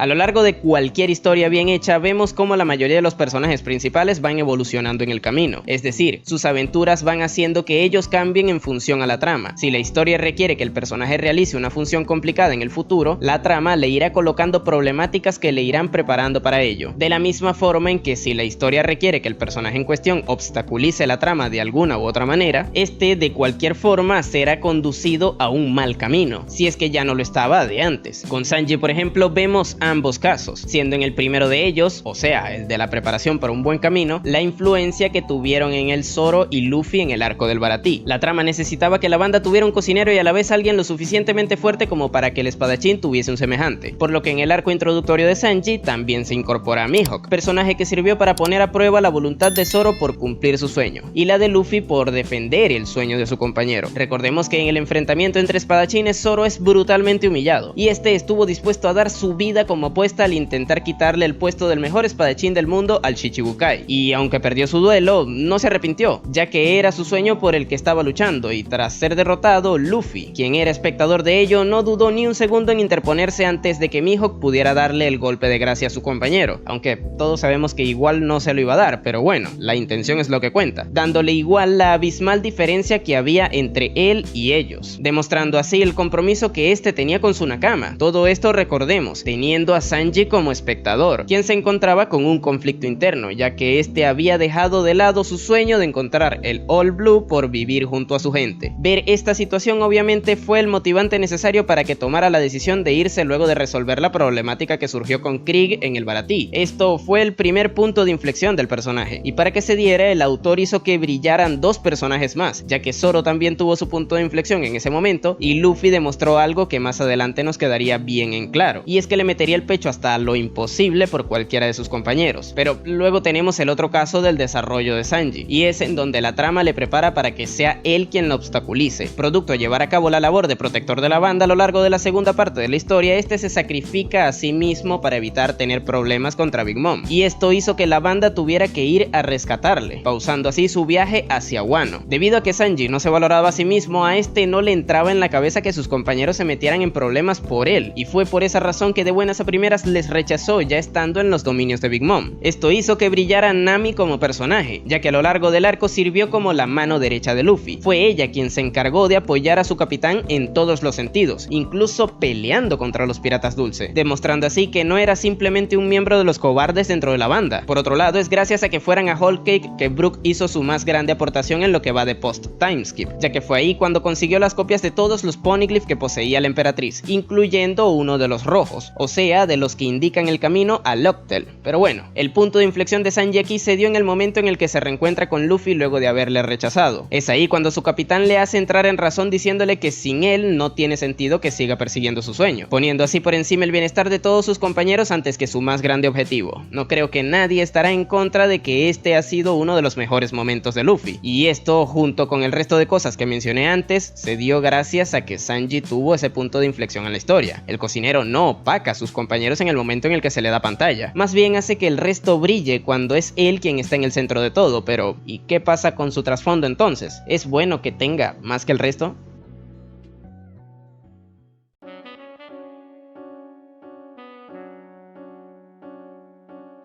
Un argumento frecuente entre los haters del personaje es que Oda ha preferido centrarse en Sanji antes que en el resto de personajes, y esto se sustenta en el hecho de que solo ha sido él quien ha tenido más de un arco dedicado a sus problemáticas, siendo el primero el Baratie y el segundo el de Whole Cake. En este último vimos cómo su trasfondo fue ampliado al momento de introducir todo su flashback con el Yerma, algo que mucha gente consideró innecesario, ya que el resto de sombreros de paja solo tienen un flashback con el que se construye su trasfondo. Y aquí es donde viene mi pregunta: ¿Sanji tiene demasiado trasfondo o son el resto los que tienen muy poco? En una obra que posee más de 1000 capítulos donde la mayoría giran en torno a los conflictos vinculados a los personajes principales, hay tiempo suficiente para que todos los mismos puedan desarrollarse de buena manera. Si nos vamos al terreno matemático, actualmente tenemos 10 miembros en la banda y la historia casi 1100 capítulos. El último tripulante fue Jinbe, que se introdujo en Impel Down, o sea, antes de que la primera mitad de la historia se acabara. Si dividiéramos la cantidad de capítulos totales entre el número de sombreros de paja, cada uno tendría más de 100 capítulos disponibles para desarrollarse.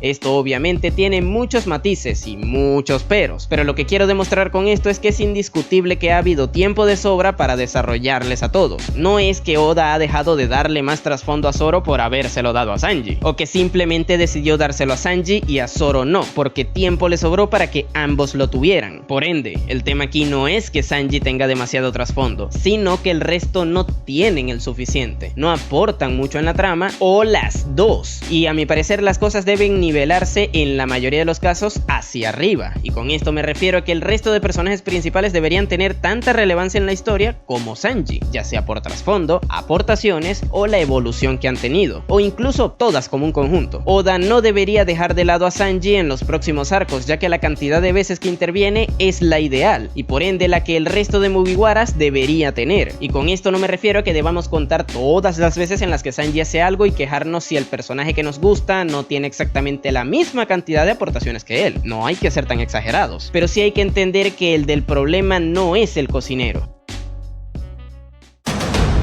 Pero bueno, espero que haya quedado bastante claro, aunque por si acaso lo diré directamente. Oda no debe matar a Sanji, más bien debería revivir al resto de Mugiwaras que han estado prácticamente muertos durante estos últimos tramos de la historia. En fin.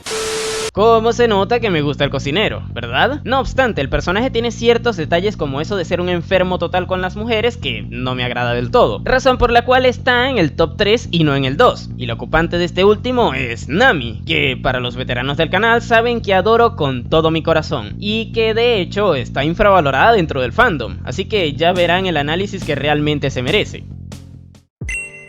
Como no podría ser de otra manera, debemos empezar por su trasfondo, y es que Nami tiene a mi parecer uno de los mejores trasfondos de la historia, ya que no se complica demasiado, es breve y no necesitó de ser ampliado como en otros casos para seguir siendo uno de los más trágicos de la obra, puesto que ver cómo le meten una bala entre las cejas a tu mamá siendo apenas una niña es algo sumamente seinen, pero bueno, la razón por la cual me encanta este flashback es porque a través del mismo podemos entender todo el razonamiento que ha tenido Nami hasta ese momento, A partir de ahí su traición cobra muchísimo sentido, así como también la razón por la cual salvó a Usopp cuando los Gyojin le habían capturado, ya que no iba a permitir que otra persona que haya sido buena con ella fuera víctima de Arlong. Y es que, además, el mensaje que te transmite dicho flashback es uno que Nami sigue manteniendo vigente hasta el momento. No existe el suficiente dinero que valga más que una vida, ya que esta es invaluable, cosa que iremos viendo más adelante, pero bueno, continuando con lo visto en el arco de Arlong Park, ahí la participación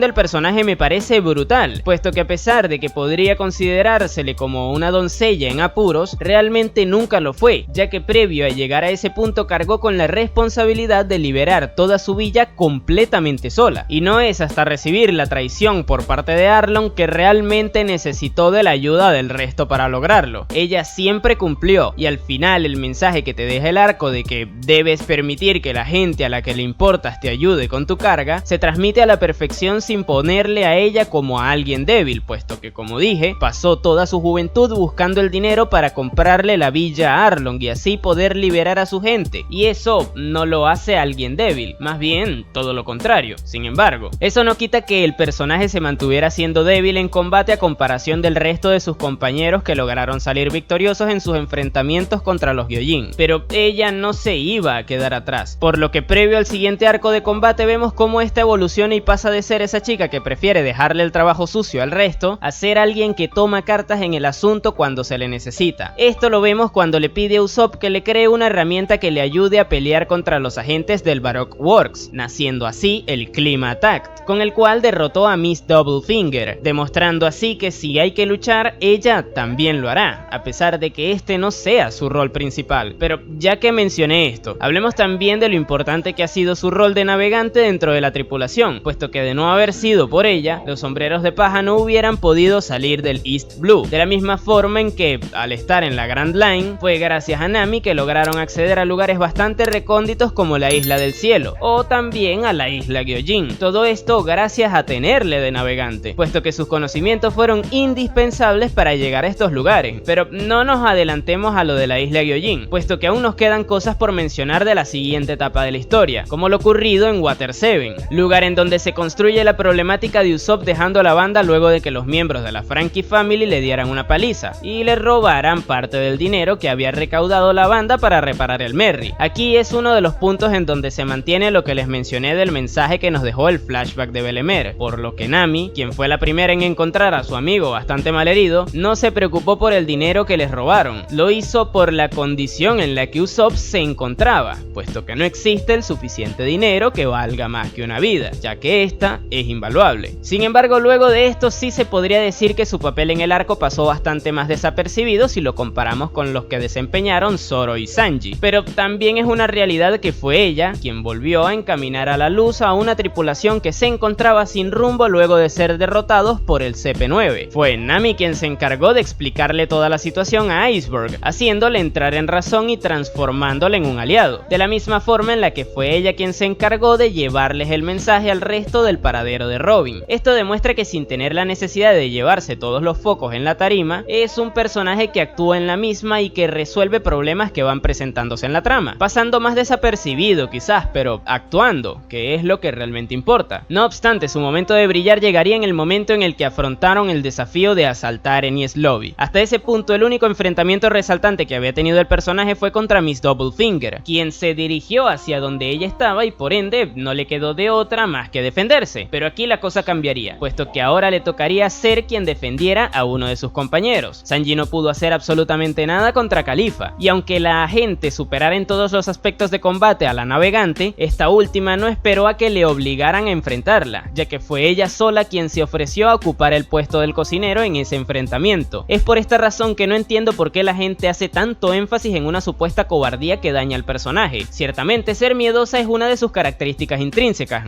ya que se le construyó de esa manera, pero cuando realmente se necesita a Nami para enfrentarse a alguien, ella lo hace. De momento no ha huido dejando vendido a alguno de sus compañeros, y si continúan viendo el video se darán cuenta de que tampoco lo hará más adelante, pero bueno, su pelea contra Khalifa ciertamente no es tan impresionante como otras del mismo arco, pero como bien mencioné, lo importante de esta es que con ella se nos demuestra que esa voluntad por aportar en los momentos en donde haya que pelear, la cual demostró previo a Arabasta, sigue estando presente, incluso si eso implica implica defender a alguien que a priori era más fuerte que ella. Si Nami no hubiera sido un personaje maduro, no hubiera comprendido la gran limitante de Sanji y no se habría ido de buenas a primeras a luchar contra Khalifa, pero la empatía no es algo que le falte al personaje, y eso quedó bien en claro más adelante en el arco de Shabbondi, donde volvió a demostrar que seguía manteniendo presente el mensaje que se nos construyó en su trasfondo: no existe el suficiente dinero que valga más que una vida, ya que esta es invaluable. Es por esta razón que cuando vio el problema en el que estaba metida la sirena Keimi, no dudó en ofrecer todo el dinero que tenía guardado para comprar su libertad en la casa de subastas. Ya no era simplemente ser comprensiva con sus nakama, sino también con quien necesitara su ayuda, y de hecho, esto fue algo que más adelante en la isla Gyojin les beneficiaría, puesto que Keimi fue un personaje que les ayudó bastante en dicho lugar. Y hablando de la isla Gyojin, es ahí donde sucedió uno de los momentos más geniales del personaje, puesto que tras haber vivido un infierno por culpa de Arlong, Jinbe, quien era el responsable de que este haya salido de Impel Down y se haya ido a East Blue a hacer sus fechorías, se sentía completamente culpable por ello, razón por la cual este se disculpa con Nami, pero no había nada por qué disculparse, o al menos eso es lo que le dijo la navegante, ya que gracias a todo el viaje que había vivido hasta ahora, se dio cuenta de que no debía guardarle ningún tipo de rencor. No era culpa de Jinbe que Arlong hiciera lo que hizo. Con esto Nami nos demuestra ser un personaje muchísimo más maduro y desarrollado que Sanji, por ejemplo, quien tras haber escuchado también lo que el Gyojin dijo, le recriminó todo. El mensaje de este arco fue el de que el resentimiento que había entre razas debe ir dejándose de lado a medida que las generaciones van avanzando, y Nami fue un ejemplo perfecto de todo esto, puesto que a pesar de que los responsables de todo su sufrimiento fueran Gyojins, ella no trasladó ese odio hacia el resto de esa especie. Pero bueno, si seguimos avanzando y llegamos a Punk Hazard, la navegante nos demostró otra faceta interesante, y esa es la de que siente un cariño incondicional por los niños. Esto lo vimos al ser ella, junto a Chopper, los que se hicieron responsables de la condición de los infantes con los que César experimentaba, siendo esta faceta tan destacada que hasta Tashigi, un miembro de la marina, se lo supo reconocer al final del arco al pedirle que por favor les dejara a su cargo. Este momento quizás no sea tan llamativo, pero es bueno que personajes como ella o Robin, que saben de primera mano lo duro que es valerse por sí mismas desde tan temprana edad, demuestren esta cercanía hacia los niños. Pero bueno, si seguimos avanzando en la historia, en el arco de Dressrosa ella no estuvo tan presente, puesto que desde bien temprano tuvo que escapar con el Sunny de los piratas de Big Mom, quienes les estaban persiguiendo. Aquí tanto ella como Sanji tomaron el mando del barco y lograron protegerlo del ataque de la tripulación de la Emperatriz hasta llegar a Zou. Esto quizás no se valore mucho porque ciertamente no se le dio tanta importancia dentro de la propia historia, pero es bueno saber que hay miembros en la banda que pueden actuar de esa manera mientras Luffy está ausente en el barco. Sin embargo, el momento en el que Nami brillaría más que nunca apenas está por llegar.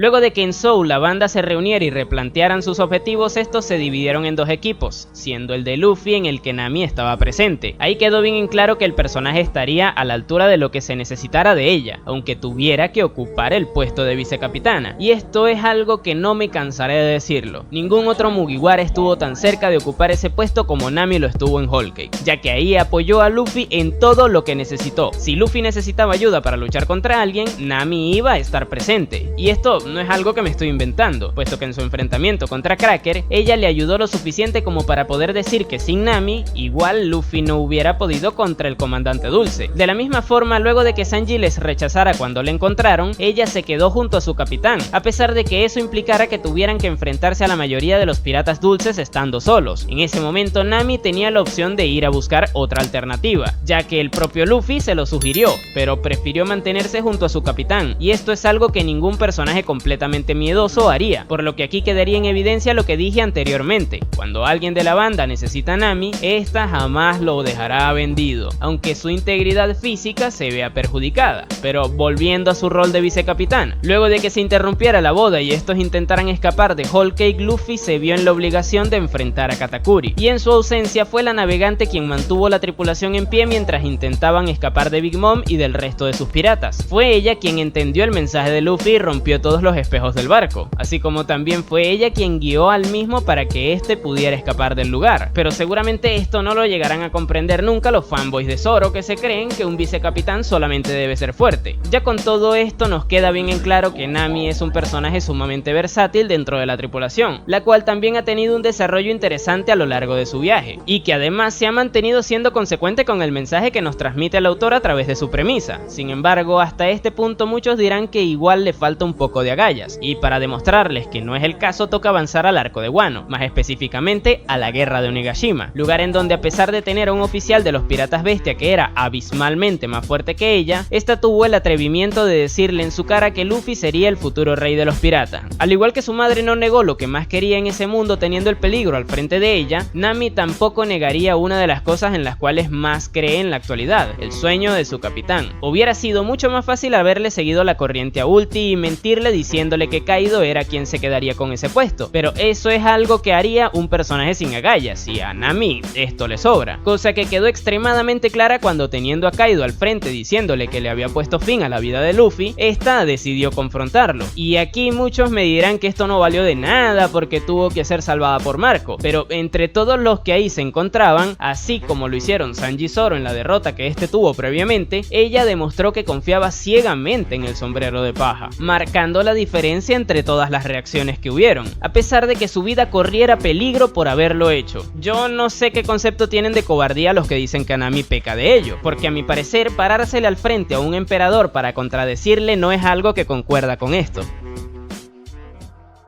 Y bueno gente, creo que con todo esto ha quedado bien en claro que Nami es un personaje que ha tenido un desarrollo bastante interesante a lo largo de la historia, así como también se ha mantenido teniendo intervenciones de peso en la misma constantemente. Ciertamente a día de hoy sigue siendo un personaje que debe seguir creciendo en cuanto a sus capacidades de combate, pero tiene la suficiente valentía para poder parársele al frente al siguiente enemigo que debe enfrentar, tal cual como lo hizo previamente en los arcos de Arabasta o Enies Lobby. Sí que es cierto que el personaje tiene bastante fanservice, eso no lo negaré, pero centrarse solo en eso al evaluarla es a mi parecer tener una visión igual de superficial que la que tienen los simpáticos a quienes solo les interesa por estar buena, ya que el personaje ha tenido momentos de sobra para demostrar que es muchísimo más que eso y los ha aprovechado, pero bueno, estas fueron las razones por las que creo que Nami actualmente es la Mugiwara más completa. Déjame en los comentarios qué opinan ustedes al respecto. Definitivamente decir que es la más cercana a ser la vicecapitana me costará varios suscriptores fans de Zoro, pero si a cambio me gano a otros que son fans de Nami, creo que sería un intercambio bastante bueno a mi favor. Pero en fin, ahora toca hablar de Luffy, pero no de su evolución, sino de un conflicto filosófico que tengo actualmente con él y con el mensaje de la obra en sí misma. ¿One Piece se contradice con la quinta marcha? Hablemos de ello ya. Bien, lo primero que debemos dejar bien en claro es el hecho de que Luffy es la máxima representación de la libertad dentro de la historia, y esto no necesariamente se debe a que tenga la fruta de Nika, que es el dios de la liberación, sino porque a través de los actos que ha ido realizando a lo largo de estos casi 1100 capítulos de manga, ha sido quien más libertad ha otorgado y quien, debido a sus actos, también es uno de los que más libre ha sido. Pero vamos con ejemplos para hacerme entender mejor. Cada vez que Luffy conoce a algún futuro Mugiwara y este resuelve o ayuda a resolver el conflicto que este tenga, se podría decir que gracias a él el futuro Nakama se libera de algún tipo de atadura que pudiera tener. En algunos casos esto se representa de forma simple, como es el caso de Zoro, donde literalmente le libera ya que la marina le tenía capturado, y en otros casos como el de Franky, que son más complicados, les libera de ataduras que ellos tienen sobre sí mismos, siendo en el caso puntual del cyborg el culparse a sí mismo por lo que le ocurrió a su padre en el pasado.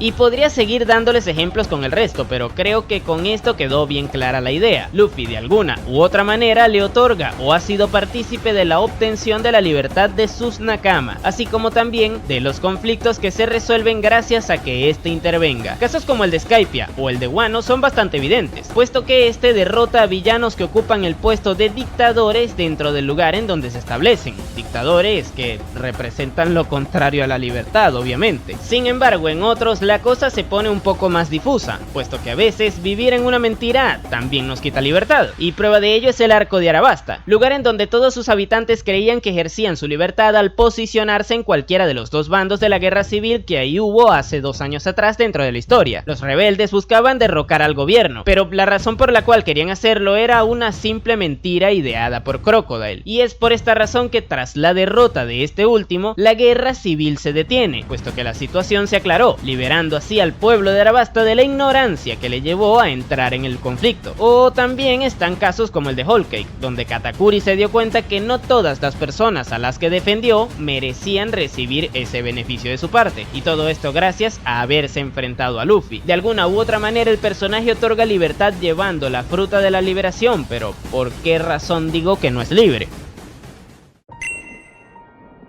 Desde el vamos, la obra ha demostrado tener 2 pilares fundamentales que no se llevan muy bien que digamos con ese mensaje de la libertad plena. El primero de ellos es la voluntad heredada, la cual indica que de una u otra manera los sueños terminan siendo heredados dentro de esta historia. Esto le da sentido a las palabras que Marshall D. Teach dijo al poco tiempo de ser presentado en el arco de Haya: los sueños de los hombres nunca mueren, ya que si estos no se cumplen por quienes lo tienen, tarde o temprano llegará alguien más con el mismo objetivo y lo cumplirá en su lugar, aunque no sea consciente de ello. Y un ejemplo de esto podría ser el sueño de Goldie Roger, que sabemos que es el mismo que tiene Luffy, y que de momento sigue siendo un secreto. Es muy probable que debido a que Roger no cumplió con todo lo que se necesitaba para conseguir todo lo que se buscaba al llegar a Locktel, este no haya cumplido su sueño, razón por la cual dice textualmente que llegaron demasiado pronto al lugar. No obstante, como la voluntad heredada es algo que existe en dicho mundo y que quienes conocen de estos secretos son conscientes de ello, es probable que se haya ido confiado en que su sucesor lo conseguiría. Pero como bien dije antes, esto choca un poquito con ese mensaje de la libertad plena, ya que dentro de dicho mundo el destino le impondrá ese sueño a alguien más tarde o temprano hasta que este se cumpla, cambiando así la visión de que alguien lo quiso tener de forma espontánea a que alguien lo tendrá porque es lo que toca. Pero hablando del destino, cosas como las visiones que ha tenido Madame Charlie, la sirena que ve el futuro, nos muestran que las cosas no suceden porque cada quien es libre de hacerlas, sino que suceden porque cada quien tiene un destino establecido, como por ejemplo lo que le pasó a Shirahoshi, que desde mucho tiempo antes de que sus padres siquiera se conocieran, ya se sabía que esta iba a nacer y que ocuparía el puesto del arma ancestral de Poseidón, o mismamente con el propio Luffy, del cual ya sabemos que de una u otra manera terminará destruyendo a la isla Gyojin, debido a la visión que tuvo Madame Charlie de este personaje, demostrándose así que Luffy no sigue un camino de libertad, sino que sigue un camino el cual estaba destinado a recorrer, por ende no es completamente libre, ya que este, antes de haber nacido, ya tenía su travesía bien establecida. Y existe otra gran prueba de esto que lo demuestra, pero para hablar de eso pasemos al siguiente punto. Así como existen profecías dentro de la historia que deben cumplirse, también deben existir personajes que hagan que éstas se cumplan. Y aquí es donde entra Shanks, personaje que sirve de nexo entre Roger y Luffy, puesto que forma parte de la generación que hay entre medio de a la que pertenecen los anteriormente mencionados. ¿Y qué demonios? Es directamente quien recibe el sombrero de paja y posteriormente lo entrega. Dicho objeto representa la voluntad de Roger, que ahora lleva Luffy, y que se presume que hace un montón de años también llevó el Joy Boy original. Pero bueno, cuando Roger mencionó que había llegado demasiado pronto a Locktel, también dice que según la profecía eventualmente alguien nacería y le superaría, y él en su egocentrismo total se creía que si no era él quien debía cumplir con todos los requisitos que pide ese algo que hay en Locktel, sería su hijo quien los cumpliera, hijo que de hecho aún no tenía, por eso lo del egocentrismo. Y aquí es donde entran Ace y Shanks, Ace siendo el supuesto elegido que superaría a Roger, y Shanks que debido a ya haber nacido y a su presencia en el barco, sería quien le guiara hasta su destino. Es por esta razón que no es una casualidad que años después de esto el pelirrojo asaltara un barco random del gobierno mundial que llevaba consigo la fruta legendaria de Nika, y que posteriormente, ya teniéndola, se estableciera en la Villa Fuchsia, ubicación que comparte el mismo reino con el lugar en donde vivió Ace toda su juventud. Roger y Shanks creían que Ace era el elegido, pero el destino les demostró que se equivocaron cuando Luffy entró en la ecuación, puesto que al conocer al pelirrojo, demostró ser la viva imagen de Roger, y que a su vez fue también elegido por una fruta que se había estado alejando de las manos equivocadas durante cientos de años. Y ojo, esto último no es una interpretación, ya que los miembros del Gorosei lo dijeron explícitamente. Con esto se demuestra que Luffy siempre estuvo destinado a obtener los poderes de la fruta de Nika, puesto que a diferencia de Ace, que tuvo un camino donde solo pudo encontrarse a sí mismo, Luffy tendría uno donde otorgaría libertad a todos los lugares por donde pasara. Y llegando a este punto en donde todo quedó bien en claro, toca hacerse la pregunta: ¿es realmente libre una persona que tuvo su destino establecido desde antes de nacer? Porque Luffy hace lo que quiere, sí, pero justamente todo lo que quiere calza con el destino que tiene. Y entre estas cosas están liberar a la persona que es capaz de descubrir la historia detrás del siglo vacío, liberar el país en donde se encuentra un arma ancestral y poner al mando el sucesor del clan Kozuki, clan que ha estado históricamente implicado en este tipo de cosas, y también liberar a quien ocupa el puesto de Poseidón, personaje que también forma parte de dicha profecía. Es curioso cómo una fruta, la cual de hecho es la representación de la libertad en su máxima expresión, sea también lo que genera este conflicto de la libertad con el protagonista, que al consumirla, de cierta manera demostró que nunca sería libre del todo, ya que su camino no es realmente su camino, es una mezcla entre sus decisiones y el hecho de estar destinado a tomarlas de una manera muy particular. Pero entonces, ¿One Piece contradice su propio mensaje?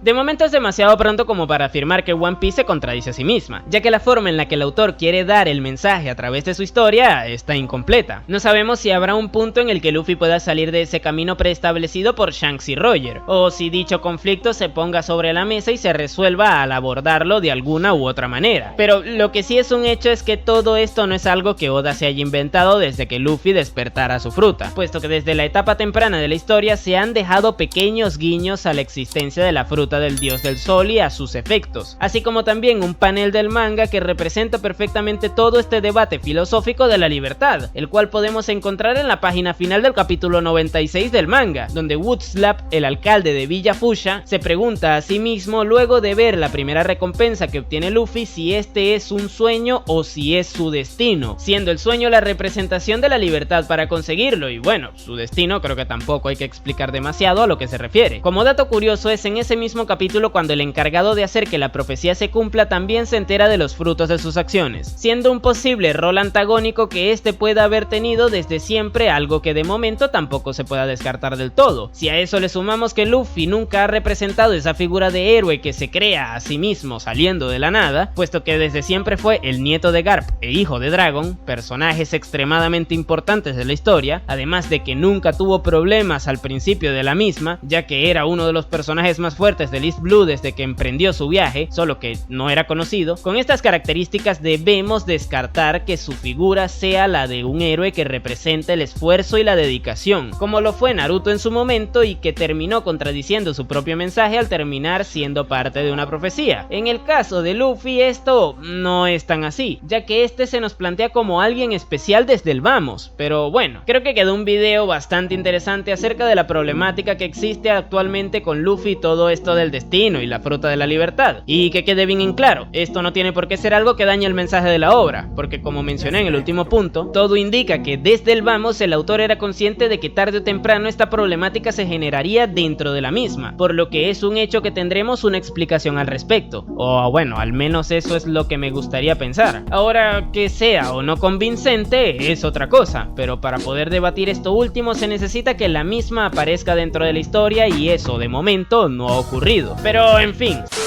Y la verdad es que es un conflicto bastante interesante que sigue estando presente en la actualidad. Yo tengo fe en que Oda sabrá llevarlo de la mejor manera y que nos dará una resolución convincente para el mismo, pero toca ser paciente para poder verlo. Y hablando de paciencia, si llegaste hasta aquí debo agradecerte un montón por la que tú tuviste escuchándome hablar durante más de una hora. Espero poder haberte entretenido. No me queda nada más que invitarte a que le des al botón de me gusta y que te suscribas si el contenido fue de tu agrado. Sin nada más que decir, tú puedes llamarme Napo y nos vemos en el siguiente video.